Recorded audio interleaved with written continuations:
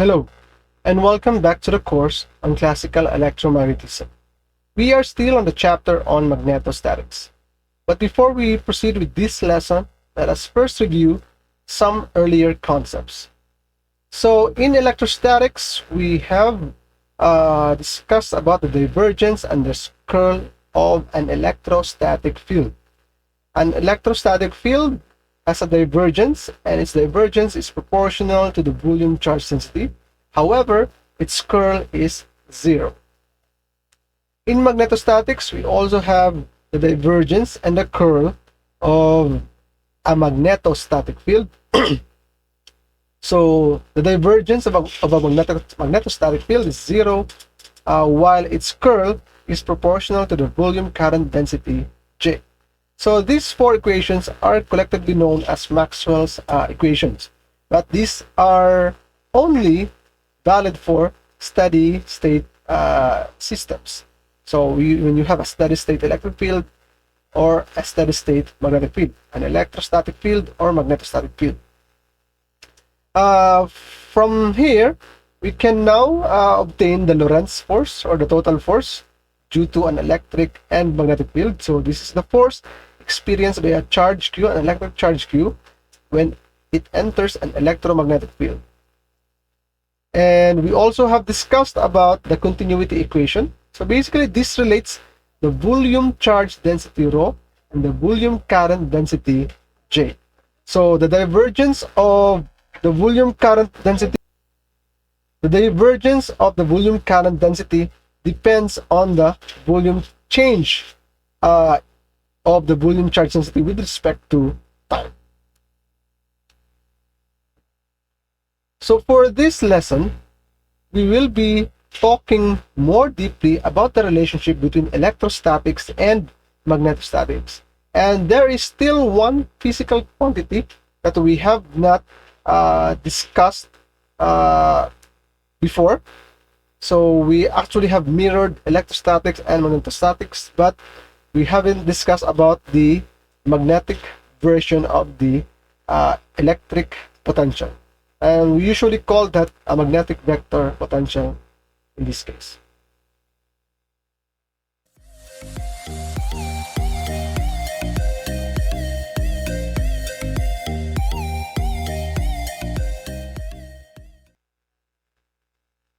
So in electrostatics, you have electric charges, and in magnetostatics, you have magnetic poles. In the case of electric charges, you can observe a solitary positive charge and a solitary negative charge. But in magnetostatics, you can't find that yet.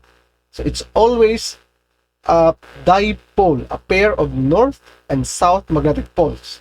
Of course, there are instances that there's an electric dipole, a positive and negative charge, but you can always see a positive and a negative charge. So it's a monopole. You can see electric monopoles, but you cannot. There's no evidence yet that points to the existence of magnetic monopoles or magnetic charges. So electrostatic fields usually are diverging, so they have a divergence, but they don't have a curl. Magnetostatic fields are actually curling around the current or around the dipole direction. So in electrostatics, we use Coulomb's law mainly to solve for electric field, especially if it's a discrete charge distribution. And in magnetostatics, we use Biot-Savart law. If the system has a symmetry, we usually take advantage of Gauss' law. And similarly for magnetostatics, if there's a symmetry, we use Amperes' law. So in electrostatics, we have electric flux. This is actually Gauss' law. When you use Gauss' law, you're actually calculating the electric flux. But in magnetostatics, there's also a magnetic flux. But since it's always a dipole, then the magnetic flux through any current distribution is always zero. In electrostatics, we have the electric dipole moment. It's directed usually from the negative charge to the positive charge. And similarly, in magnetostatics, we also have a magnetic dipole moment. We'll discuss this in the next lesson. So it's directed from the south. The south is the analog of the negative charge. The north pole is the analog of the positive charge. So it's directed from the south to the north pole. And lastly, in electrostatics, we have the electric potential, which is a scalar quantity, the symbol with the symbol V. And here, the magnetic version of the electric potential is actually a vector. It's no longer a scalar quantity, and hence the term magnetic vector potential. So in electrostatics, the curl of an electrostatic field is 0, and this means that we can actually write the electrostatic field as some gradient of some scalar potential V. So we know in mathematical physics that the curl of a gradient is 0. So the curl of a gradient, so E is a gradient, actually it's a negative gradient of some scalar potential V. So that's how we derive the electric fields in terms of the potential. Similarly, in magnetostatics, we can do the same, but we will use the divergence of B. Now, you know in your mathematical physics that the divergence of a curl is always 0. Therefore, B must be a curl of some vector potential, say A. So, this means that we can now write the magnetic field, magnetostatic field, as the curl of some gradient, as the curl of some vector potential. And we will name this vector potential as the magnetic vector potential. So here you will notice that the magnetic field curls around the magnetic vector potential. So if this is the direction of your magnetic potential, then the magnetic field will curl around this potential. And similarly, if this is the direction of your magnetic field, then the magnetic potential will curl around your magnetic field. So it obeys the right-hand rule. Okay, from Ampere's law, the curl of the magnetic field is proportional to the volume current density. And since our magnetostatic field B here now is a curl of some vector potential A, then we can write Ampere's law like this. So there's an identity for this. You have learned this in your mathematical physics, and it's like this. We can always set that the magnetic vector potential has no gradient. It has a curl, but it has no gradient. So set that to 0, and we obtain the Poisson's equation for the magnetic vector potential. You will notice that we have a similar equation like this for the electric potential. So you have the Poisson equation for the electric potential, and it's just the Laplacian of the potential is equal to negative rho over epsilon naught. So in this case, the magnetic analog of rho, the volume charge density, is J, the volume current density. So we can also express the magnetic vector potential in terms of the volume current density J. So you will notice that this is a volume integral, so J dV. But again, if your current distribution is surface or line, you can always change JdV to KdA, surface current times dA times area, or IdL, current times length. So notice that it's symmetric to the electric potential definition in terms of the volume charge density rho. Rho dV, you have JdV here. So tau is our volume. Okay. So let's now have an example. Okay, this is just an analytical example. So suppose there exist magnetic monopoles. How would you modify Maxwell's equations? So in the event that there exist magnetic monopoles, there will be no changes to Gauss' law and Ampere's law. They will just be the same. So you have the divergence of the electrostatic field is rho over epsilon naught. The curl of the magnetostatic field is mu naught J. But since there's now magnetic monopoles, we have to define these monopoles in terms of charges, say magnetic charge. So we will now define a magnetic charge density rho sub m. So this is the basically magnetic monopole charge density over volume. Then we have to define magnetic current density, because the original current density J that we have, that is associated with the electric charges. But now, if the magnetic charges are flowing, then we will now have magnetic currents, J sub m, and we will define some new constants, alpha naught and beta naught, which are analogous to epsilon naught and mu. So the divergence of B will no longer be 0. So in fact, it will be similar to the electrostatic field. So in the electrostatic field, its divergence is rho over epsilon naught. Here we have rho times alpha naught, because this is magnetic field. The relationship between epsilon naught and mu naught are actually inverse. So if the epsilon naught is in the denominator, mu naught is in the numerator.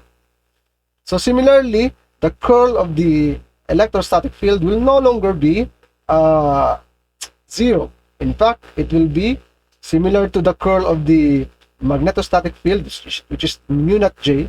It will now become beta naught J.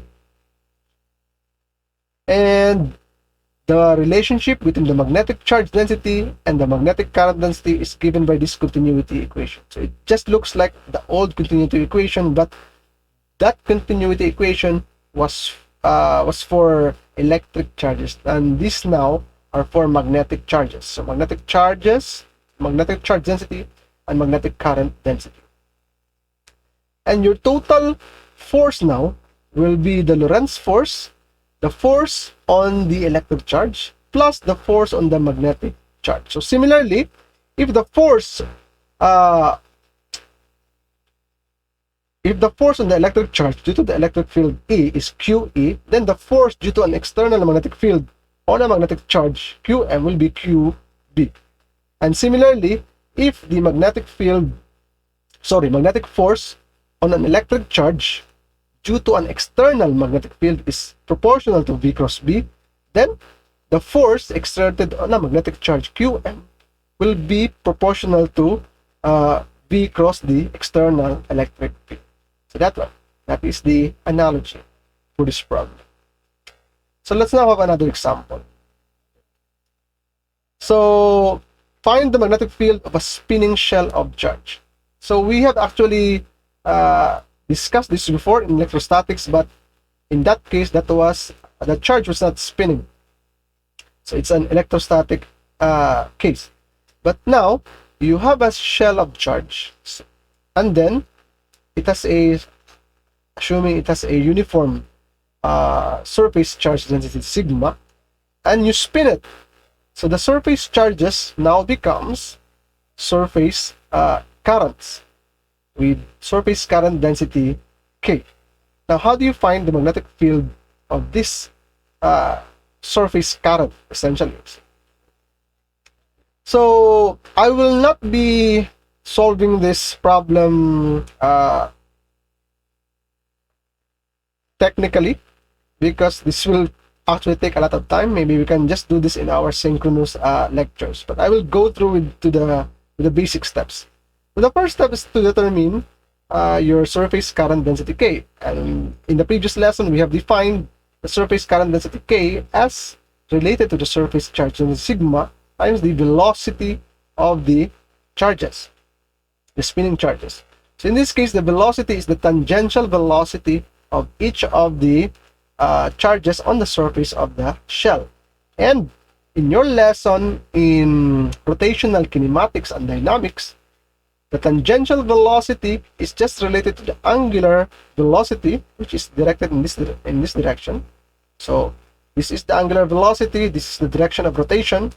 So it's omega cross r prime, where r prime is the location of the source charges. So the magnitude of r prime is the radius of the sphere.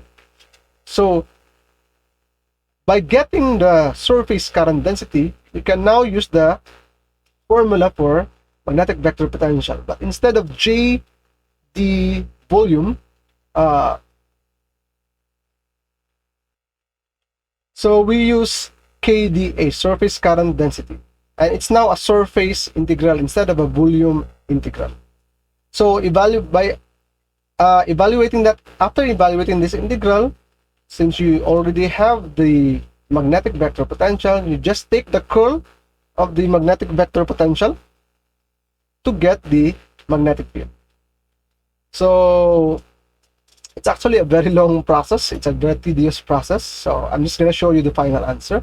So for the magnetic vector potential inside, the result is basically a constant. Assuming constant surface charge density and constant in magnitude, constant surface current density, then the magnetic vector potential inside is constant. Similar to the electrostatic version of this problem, where the electric field inside is constant, and the electric field outside is the electric field of a dipole. Okay, so it actually depends on K. So whichever is the direction of A, the magnetic vector potential, or the reverse, whatever is the direction of the surface current density K, that's also the direction of the magnetic vector potential. They're actually parallel to each other. So in this case, their direction is phi hat. So this direction is the phi hat direction, the angle phi. For outside, it's no longer constant. It actually depends on the inverse of r cubed. So it depends on 1 over r cubed.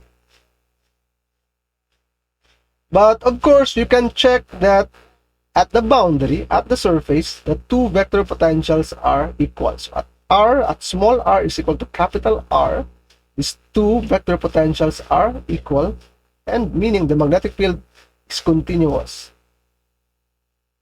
The magnetic vector potential is continuous, but the magnetic field is actually discontinuous. We'll discuss that in the next chapter. So from here, we see that the magnetic field inside is actually constant, and its direction depends on the angular velocity omega. So in this case, the magnetic field inside is actually directed in this direction, in the same direction as this arrow here. We can actually write the magnetic field in terms of the M is what we call the magnetic dipole moment. We'll discuss this more in the next chapter. So the direction of the magnetic field actually, in this case, inside, actually depends on the direction of the magnetic dipole moment. So the magnetic dipole moment is similar in concept to the electric dipole moment. It's directed from the south pole to the north pole. So in the case of electric dipole moment, it's from the negative charge to the positive charge. And outside, at r is greater than or equal to capital R, the magnetic field of a spinning shell of charge approaches that of a dipole. We will discuss more of this in the next lesson. So that one. So this is actually what the magnetic field looks like. So inside, it's constant, but outside, it's the magnetic field of a dipole. So outside, it looks like the magnetic field of Earth. Outside, they have the same pattern as the magnetic field of the Earth. So Earth is actually can be considered as a spinning shell of charge, but its charges are not just on the surface. It's actually mostly at the core of the Earth. It's the only difference. Okay, let's have another problem. So in cylindrical coordinates, what current density would produce this magnetic vector potential? A is equal to K phi. Okay. So in cylindrical coordinates, this is the curl of a vector in cylindrical coordinates. So it has three components. It has an S component, a phi, and a Z component. Now, in our example, if you will notice, our vector A is only have a phi component, and its phi component is equal to K. So in this case, A phi is K, and it has no S component, and it has also no Z component. So the S and Z components are 0. So therefore, when we take the curl,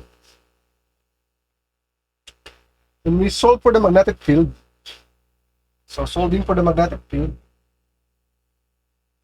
we take the curl of A. And in taking the curl of A, you will notice that only this term here will survive. Only the Z component will survive, and only this part of the Z component, because this is 0. This is 0.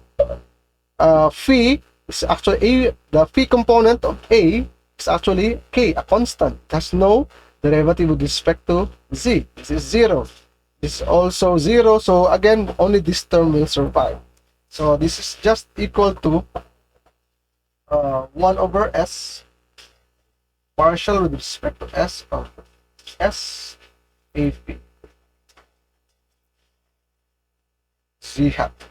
So only this term will survive. So since A phi is just equal to K, is just a constant, so you will have partial of S with respect to S, and this will be equal to K over S Z hat. Okay.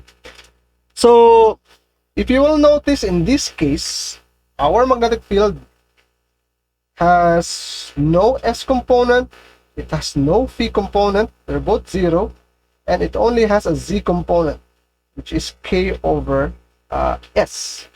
So that's our magnetic field. So we are now trying to solve the current density J, and in order to do that, we will use Ampere's law. So the curl of the magnetic field is mu naught J.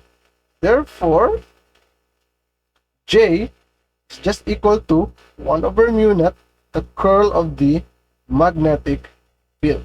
Now, going back to our curl in cylindrical coordinates, so our vector here only has a Z component. So therefore, in this case, this will be 0 because it doesn't have a phi. So the Z component only has an S coordinate. So the only term that will survive in this summation, or sorry, in this curl, is the Z component, this term here, AZ, the Z component, derivative of the Z component with respect to S. So this term here, so negative partial, in this case, you will have, so 1 over mu naught negative partial of BZ with respect to S phi hat. That one.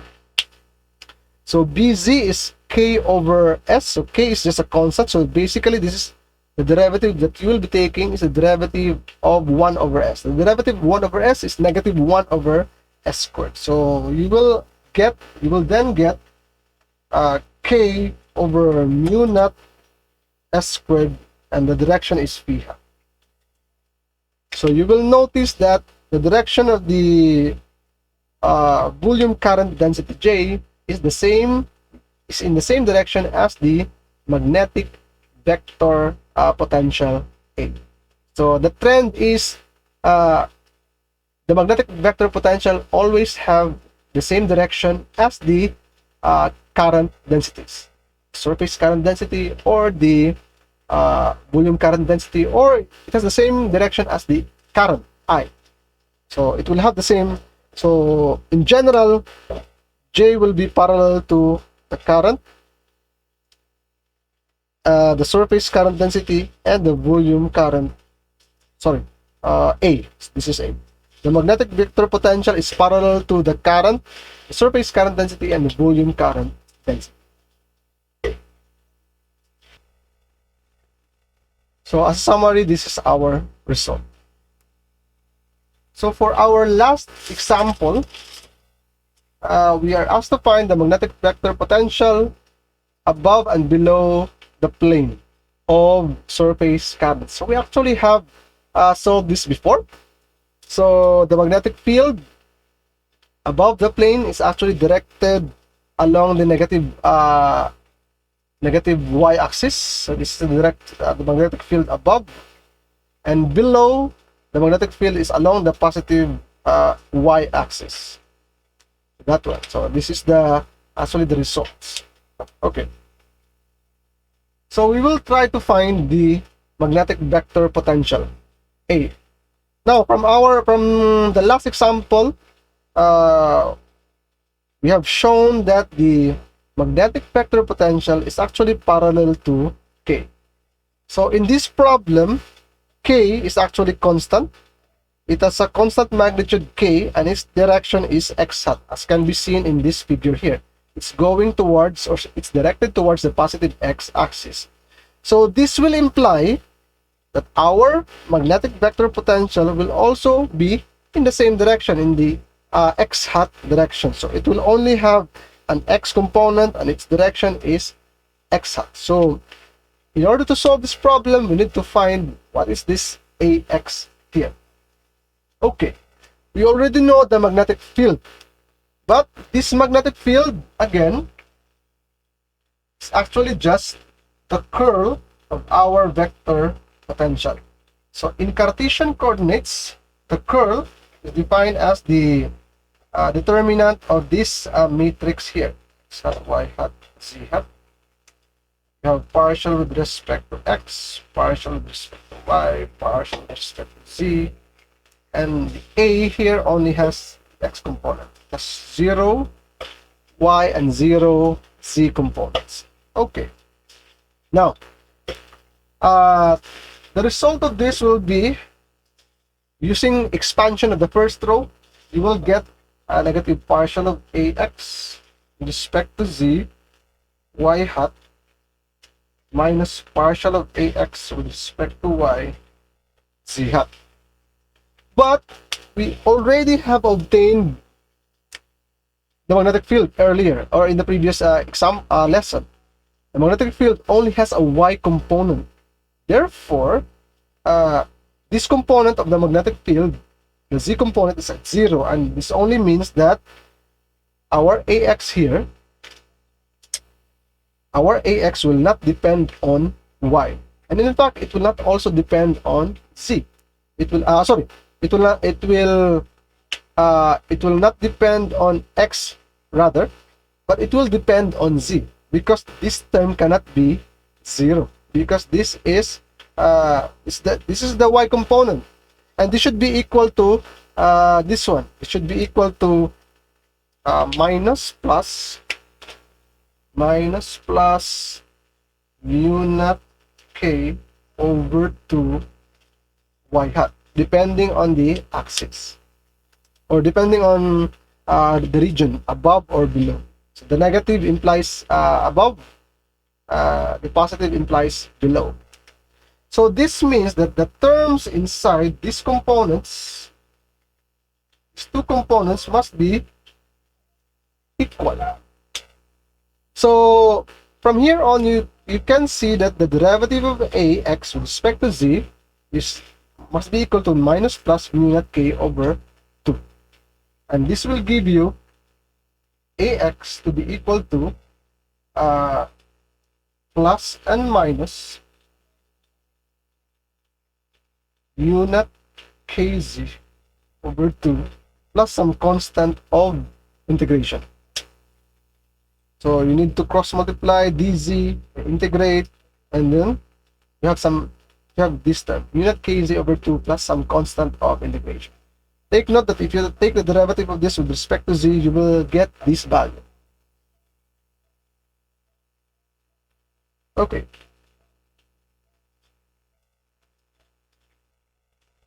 So in summary, this will be the magnetic vector potential above and below the plane. So it's purely the x component plus some constant of integration.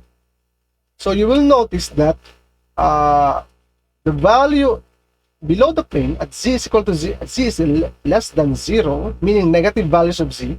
For negative values of z, there's a negative sign here, which means the magnetic vector potential is always in the positive x hat direction, because this term here is always positive, because z here is negative, but there's a negative sign, so you get a positive value. So in general, the magnetic vector potential always is in the positive x direction for this case. So the magnetic vector potential are actually something like this, directed in this manner. So the magnetic field is actually, you can think of it as curling around the magnetic vector potential. So this is the magnetic field above, and this is the magnetic field below. So the magnetic vector potential is in this direction. So above, the magnetic field is in that direction. Below, it's in the opposite direction. So it looks like it's curling around the magnetic vector potential. Okay. So that is the last example. So in the next lesson, that will be the last lesson for the chapter, we will be focusing on magnetostatic boundary conditions. So what happens to the magnetic field, the magnetic vector potential, when it traverses through a surface with say surface current density K. And we will also be talking about the multipole expansion of the magnetic vector potential. So I will see you again in the next lesson.